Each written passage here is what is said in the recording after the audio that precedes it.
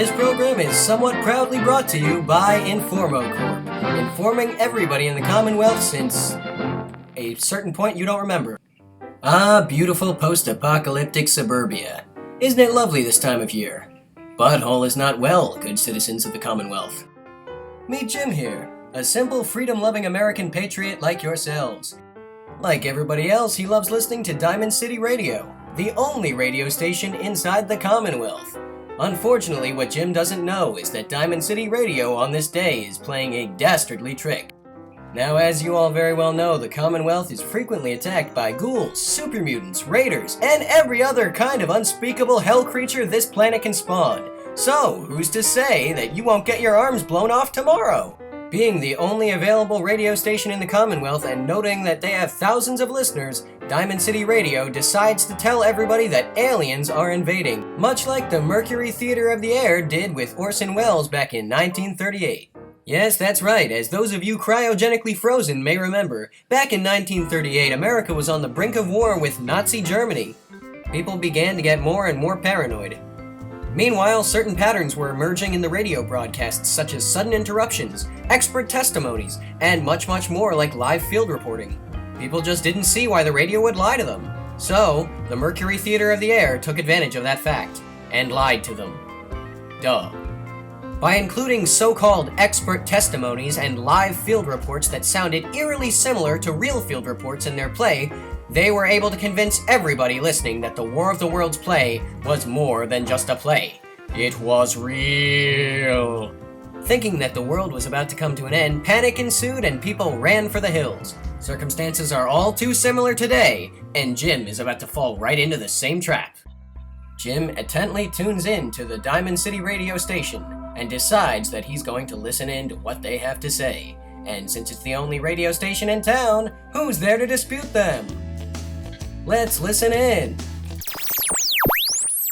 We interrupt your regularly scheduled programming to bring you this urgent news bulletin from Groversville, New Jersey. Yes, it appears that we are engaging some sort of extreme alien craft here. It's landing. It's landing. Oh my God! They're bursting into flames! They're bursting into flames! Uh-oh. Looks like Jim just got a bit of faulty information.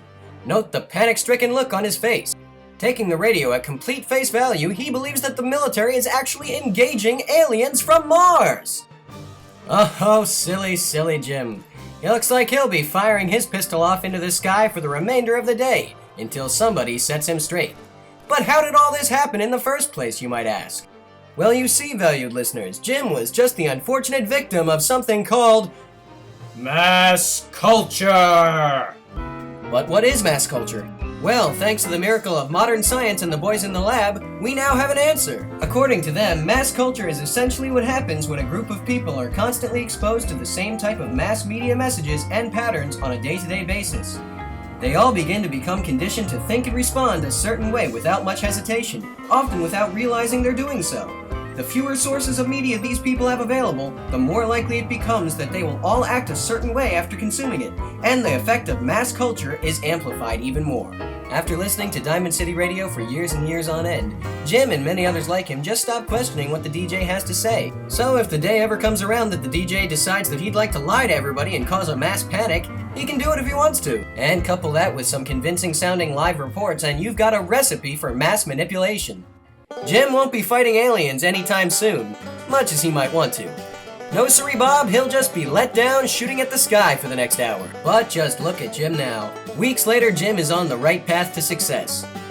He now knows about the dangers of mass culture and the problems that can occur when you trust only one source of information. Now he's off to inform more people of Boston about the dangers of mass culture. Good work, Jim. Good work. Once again, today's message has been brought to you by Informo Corp. Proudly sponsored by Dwyer's Dryers, the best place in the Commonwealth to clean your clothes.